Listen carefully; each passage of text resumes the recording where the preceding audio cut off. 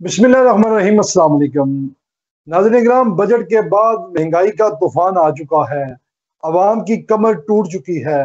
एक तरफ बेरोजगार आवाम से रोटी बिजली दूर होती जा रही है और दूसरी तरफ पंजाब हुकूमत के अच्छे इकदामात के साथ आवाम के जख्मों पर नमक छिड़कने वाले भी इकदामात सामने आ रहे हैं। 2 अरब रुपए की ग्रांट मंजूर की गई है, जिससे पंजाब हुकूमत के 20, 21 और 22 ग्रेड के ऑफिसर्स को लग्जरी गाड़ियों के साथ लग्जरी होम भी तैयार करके दिए जा रहे हैं। 29 के करीब ये घर तैयार किए जा रहे हैं। काश कभी ये ऐसा होता कि पंजाब हुकूमत ये घर गरीब, लाचार और माजूर लोगों को बना कर देती और उनसे दुआएं भी लेती।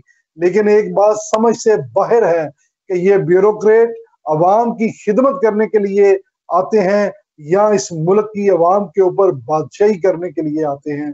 जिनकी बिजली फ्री, जिनका पेट्रोल फ्री, जिनकी पास बड़ी बड़ी गाड़ियां और अब बड़े बड़े घर भी उनको बनाकर दिए जा रहे हैं और इनकी हरकत आपके सामने है। याद रखिए कि ये अवाम का तूफान जब सड़कों पर निकल आया तो सब चीजों को लपेट के ले जाएगा और अवाम को इस नहज तक ना पहुंचाइए।